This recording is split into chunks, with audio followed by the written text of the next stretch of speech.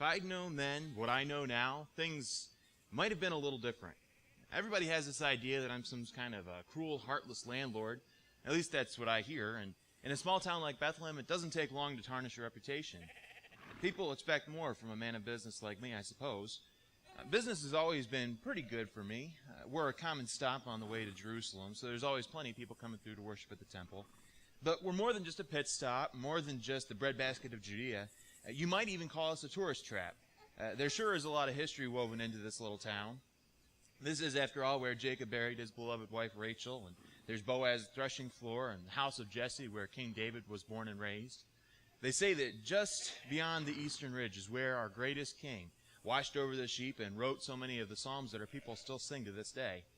But anyway, you didn't come to hear about all that. The most amazing people and events to ever show up inside our little village actually knocked on my door, and I almost turned them away. I very nearly missed them. But I don't know what people expected of me in the first place. It's not like I had any idea what was going on. It's not like it was even my idea in the first place to call for a census. I mean, where do they expect people to go? Well, what we need is somebody with some experience building hotels and property to run for emperor. They would never come up with some wild, crazy idea about registering people just because they think we're some sort of a national security threat. I don't know where they expected people to go. There's no infrastructure in place. There was no place for them to go. I mean, everybody and their brother from Dan to Beersheba can trace their lineage all the way back to Bethlehem. And since nobody wants to stay with the in-laws, where do they go? My place, the Bethlehem Bed and Breakfast. Now, of course, we're nothing like what you're used to. There's no HBO, there's no jacuzzi, no mini bar. But we do the best we can to make people feel comfortable, to make people feel as welcome as possible. And the night of the census, we do the best that we can to make people feel comfortable. It's all about the hospitality, but the census, it just threw everybody out of whack. People weren't too fussy, thankfully. The smart ones, the smart people, they came early. A couple of weeks ahead of time, they were getting there and they were registering ahead of time.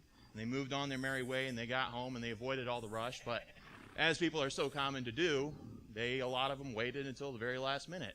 And before long, things started filling up. Every hotel in town was full. 1, 2, 3, 4, 5, even Motel 6 was completely full. We were overbooked and understaffed. As the week progressed, we started putting 2, 3, 4, even 5 families to a room, including my own room. I mean, I wasn't about to turn people away at the peak rate. But that one night in particular, things were just completely out of control. There was nothing that we could do. Every hotel in town was completely full. We were filled right about dinner time, and even a couple hours later, I must have been turning away, like probably a dozen or more families that came to my hotel, my inn, for room. But then a couple hours later, just as we were about ready to turn in for the night, there came another knock at the door. And at first I ignored it, thinking, well, maybe they'll get the hint. Nobody else seemed to. The no vacancy sign didn't seem to get the message across. But they persisted, one knock right after the other, until finally I just went to the door trying to rush them out. And I said, I pulled open the door just a crack and said, "Go away, there's no room here." And I heard nothing but heavy breathing and a voice that said, "Please." And I opened the door and poked my head outside. And there they were, just a couple of kids. A young man and a girl, pregnant. And when I say pregnant, I'm not just talking about a little bump. I mean, to put it politely, she looked like she could go just about any time now. And they explained to me how they had been traveling for days. They had walked 75 miles from Nazareth to Bethlehem for the census.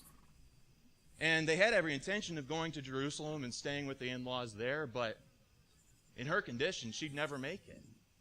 When my wife was pregnant, walking always seemed to move things along. And for her to take a trip like that, she could be left stranded on the side of the road. Talk about desperate. I made every excuse that I could to turn them away and tell them we have no more room. There's nothing that we can do.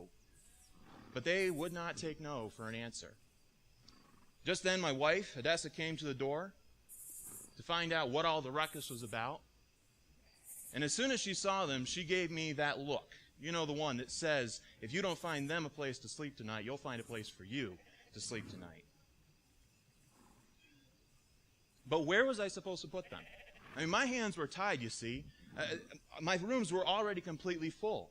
And this woman was obviously in labor. There was going to be a baby that night. One thing I knew for sure, it wasn't going to be no silent night. And what were my guests supposed to think? What were they going to do? If I cleared out an entire room for one family, they would be so upset there would be a riot. It would upend everything. And for a baby to be born in one of my rooms would have reckoned that room to be unclean for a whole week during the busiest week of the decade. What was I supposed to do? Nobody would have been happy. It was a lose-lose situation. But my wife insisted, we have to find a place for them. There has to be somewhere where we can put this couple, this young couple of kids. Well, the only shelter that we had was the barn out back. And it's hardly a shelter at all, to be honest with you, and almost as crowded as the inn, but at least the animals are a little less likely to complain. And so, reluctantly, I pulled them around back, and we shoot a couple of donkeys out into a pen, made a little room in a corner. My wife, Odessa, she came around with a couple of lamps that she had found, and some strips of cloth, some rags, and a blanket that she had found that managed to escape the grips of all of our other guests. As I pulled around a couple of forkfuls of hay to put underneath that blanket, it wasn't much, but, we did the best that we could. We didn't have much to offer. And we knew that this wasn't a place to have a baby. I remember when my wife was pregnant, when she had her first baby. My goodness, you might call Odessa what some people might call her high maintenance, but I don't know too many women that would be willing to have a baby in a barn. It's just not the way that it's done. And certainly not alone, certainly not far away from her friends and family. And apparently, Miriam, the young girl, was not too happy about it either. As I built a small fire outside, I could hear her saying and repeating over and over again, this wasn't how it was supposed to be. When a baby is born, that's a time for family. That's a time for loved ones, for people to surround the new mother, the new father, to welcome new life into the world. But that's not what was going on here. And as I questioned these things in my mind, I actually asked Miriam, I said, why are you here in the first place? The census, the registry, had nothing to do with women. They weren't required to come. Common sense should have kept her at home with her mother and sisters and people that loved her. Why would she make the 75-mile journey to Bethlehem for no reason at all? She frowned and ashamedly said, well, my mother, father, family, friends, none of them will have anything to do with me because of, well, And all of a sudden it became perfectly clear. Obviously these two kids had gotten themselves in trouble. They had broken their respective betrothal vows and gotten pregnant, and they were left with nothing but each other. To be honest, she was lucky to even be alive. No wonder she didn't want to be at home alone. Joseph returned breathlessly after trying to find a midwife. Apparently she was nowhere to be found, probably gone because of the census, who knows. We were desperate. What were we going to do? Now, my wife, Odessa, she's certainly no midwife, but she knows her way around a birthing stool, and she did the very best that she could to calm Miriam down and say everything is going to be okay.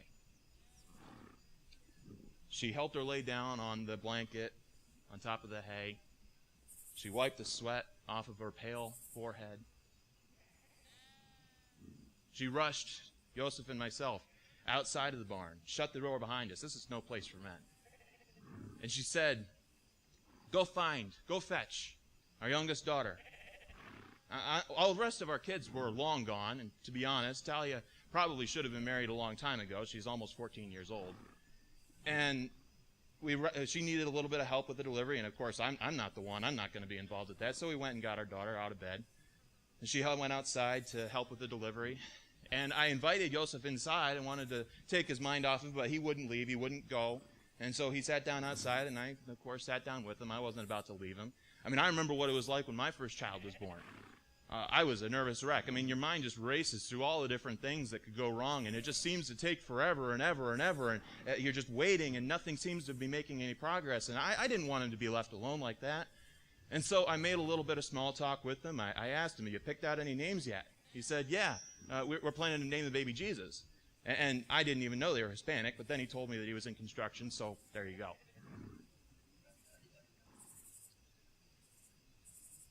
I asked him, is this your first? Thinking, maybe he'd actually been through all this before. That would explain a little bit of the calm that seemed to come over him. He was nothing like I was when my first baby was born.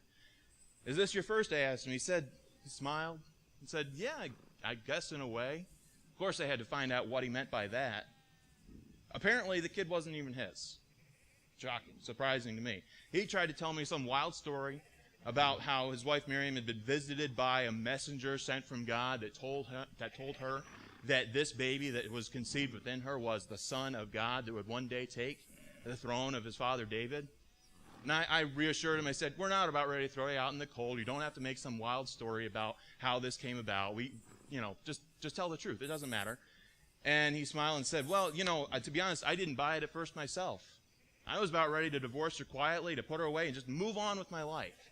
I didn't want her to get in a lot of trouble, but I didn't want anything to do with this. This is just a mess, and it has nothing to do with me.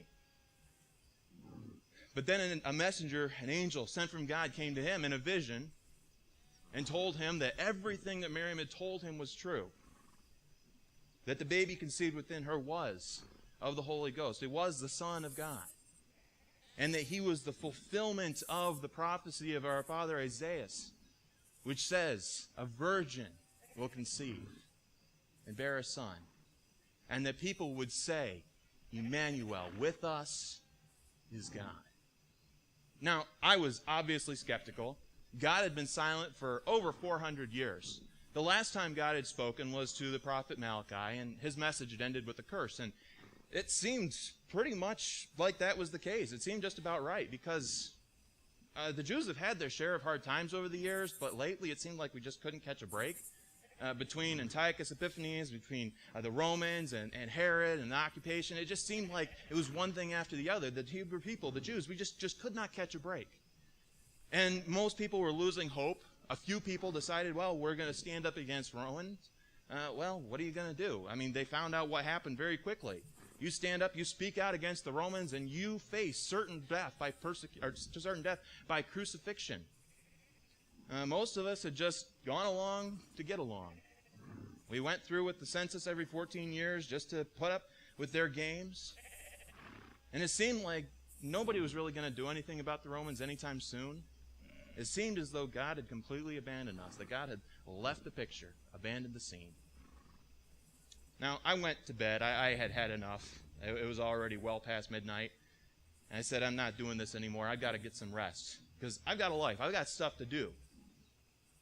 I had to get breakfast ready in a couple hours, but my sleep wouldn't last long, because a couple hours later, after I had gone to sleep, I heard this wild, loud ruckus outside. And you'll never guess what I heard, what it was that was waiting outside. I got up out of my bed quickly to quiet everything down before the rest of my guests were awoken. And you'll never guess what I saw. Shepherds.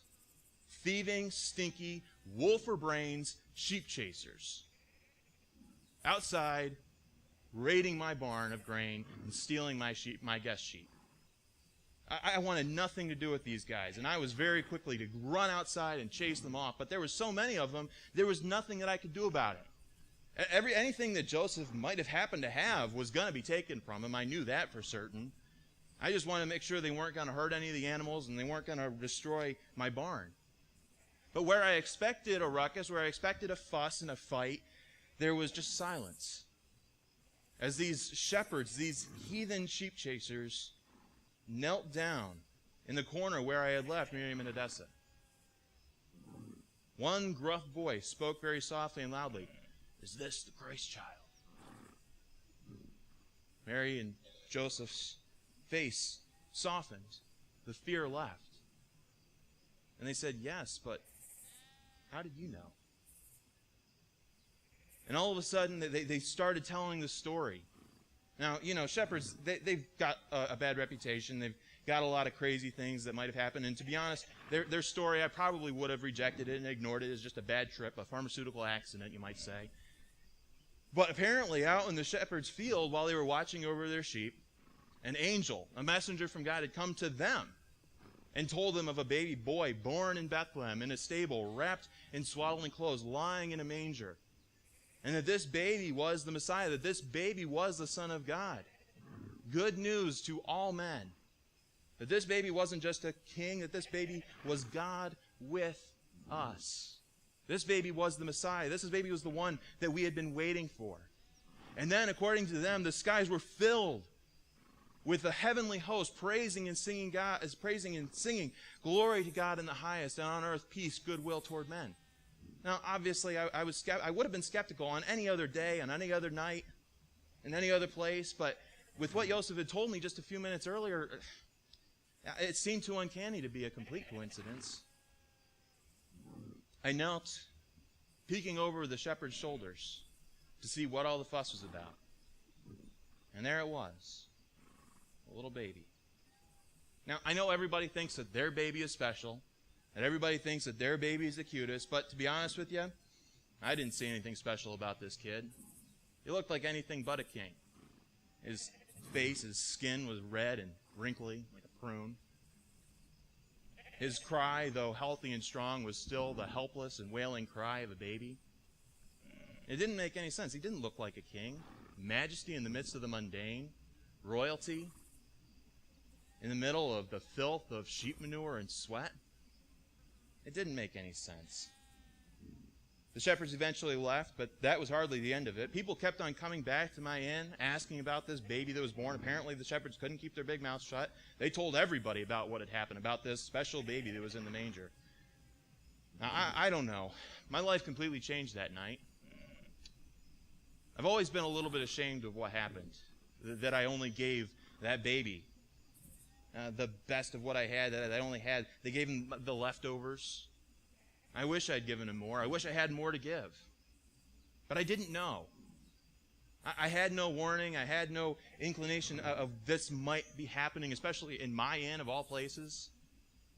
If I had known ahead of time, if I had gotten some kind of warning, if I had heard ahead of time that this baby was not just a baby, that this was a special message sent from God, that God was with us, if I'd known that the king was going to be born in my inn, in my stable, I would have turned away every guest if it made a little bit more room for little Yeshua. I've always been a little bit ashamed. But I know that I gave him the best of what I had. I didn't have any room for Yeshua, but I made room. Surprise, it's been me all along. Now look, I understand what it is to be busy this time of year. Just like Mary and Joseph, many of us are headed home for the holidays to the place of our family's origin. Cities are full. The streets are crowded. Stores are overwhelmed, overstocked and underfunded, understaffed. And I know that the idea of adding one more thing to your holiday plans and your routine, it seems impossible, like the last thing that you want to see. It's not like the rest of the world stops for Jesus either. I mean, sure, in our world, in our society, the materialistic obligations and the hedonistic principles and all of the rest of the things that we consider to be part of the Christmas spirit, they do pay some homage, some lip service to the baby in the manger. We freak out over red cups and holiday greetings that don't keep Christ in Christmas. But if we're really honest with ourselves, let me ask you, how much time, how much space does Christ occupy in our own celebration of the holidays? When Jesus knocks at the door of your heart and he asks, do you have any room for me? What is your answer? Are you going to continue to rationalize your indifference? Are you going to play the too busy card? Are you going to respond by lashing out in anger at this interruption to your routine, to your lifestyle? What's your reaction going to be? Now, some of us, I would imagine most of us, like to feel good about ourselves and pat ourselves on the back for inviting Jesus in. After all, it's Christmas. We like to invite him in. We like to say a prayer at Christmas dinner. We'll go to the Christmas Eve service. We'll even read Luke 2 before we open presents with our kids. We're more than welcoming to Jesus on December 24th and 25th, but on one condition: he's got to leave by January 1st, because after all, you do have a life. And make no mistake, you can invite Jesus in on December 24th and 25th. You can feel real good about yourself. But if you have no intention of making Jesus a permanent part of your life, what's the point? What are you really accomplishing? And make no mistake, Jesus is not some low-maintenance house guest. like all good things, like all good gifts, it does come with a cost. I mean, this time of year, we love to say that Jesus is a free gift. All you have to do is reach out and take it. And I don't want to diminish that. I don't want to take that away. I don't want to make that mean any less than it is, because it is true. It's absolutely true. Jesus is a free gift. All you have to do is reach out and take it, and it's yours. But let me illustrate it a different way. Imagine that I came up to your house. I pulled up to your house with a very, very special gift. I drove up to your house in a brand new Bentley Continental GT. An awesome car. Costs over $300,000. Goes 0 to 60 in 3 seconds flat. Great car. And a big red bow on top and a tag with your name on it. I would be your favorite person for a very long time. And I said, this isn't going to cost you anything. Just go ahead and take it. It's already registered in your name. And many of you, I would imagine, would jump at that chance. You'd love that gift. I mean, this is an amazing car. It's a manufacturing machine. It's incredible. It's a marvel of technology. But the problem is that while this gift is free, doesn't cost you anything to take it, for that car to be used, for that car to be driven, for that car to be used the way that it is intended to be used, it's going to cost you something. Taxes alone on this, the gift taxes would be over $26,000. Insurance on a vehicle like this is going to be astronomical. The parts, the repairs, the maintenance, absolutely ridiculous. Just for fun yesterday, I looked and I saw one headlight, just to throw this out there, one headlight, of which there's 4, costs over $2,000 for this headlight. Parts are ridiculously expensive. Now, I gave you this gift, and it cost you nothing, but if you're going to keep it, and you're going to use it the way it was intended to be used, it's going to cost you something. And if you manage to do this, eventually it's going to consume your entire life. And some of us, we try to have it both ways. We accept the gift, we park it in our garage, and every once in a while we lift the dust cover and admire the beautiful car, but you're never going to turn the key. You're never going to pull it out of the garage. You're never going to drive it. You're never going to use it as it was intended to be used.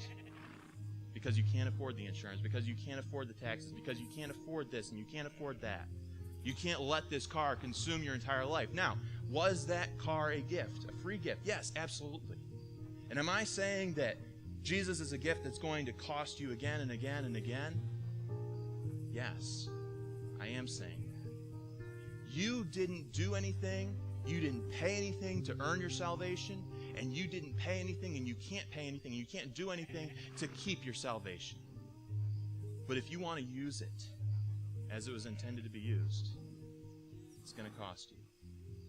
Jesus is not some low-maintenance house guest. He wants to consume your entire life. The question is whether we're going to answer the door. Every year, we're asked the same question that was asked of the innkeeper. Do you have any room for Jesus? Father, we know that at this time of year we're all so busy. We're all so occupied with so many things that are going on in our schedule, and we do the best that we can to make Christmas magical and special for our families. But Father, there would be no Christmas were it not for you. There would be no gift of salvation. And we know that there is nothing more special, nothing more valuable than the gift of peace, than the gift of being surrounded by, being embraced by forgiveness, by grace, by mercy, forgiveness. And Father, we know that this is not a cheap gift. We know that it cost you more than we can ever imagine. But Father, I pray that we would accept that gift. You promised us that your burden is easy and light, because we know we're not the only ones that are carrying it. Father, I pray for every single one of us this morning, that as we ponder the holiday season, that we would make room for you. We know we're never going to find room. We've got to make room. And Father, I just pray that in the spirit of Christmas, we might open our hearts, we might open our doors, and we might make you not just another ornament on an already crowded tree.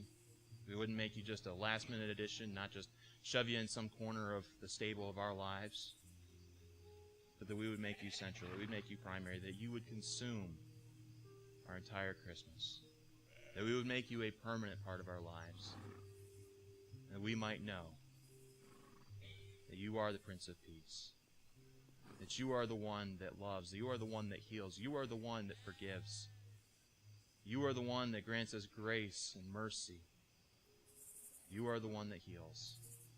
Whatever we're going through this morning, God, I pray that you would be the God of all comfort, that you would be the God of all healing, that you would come on in, and that we would trust you with our lives, that we would make room for you this Christmas.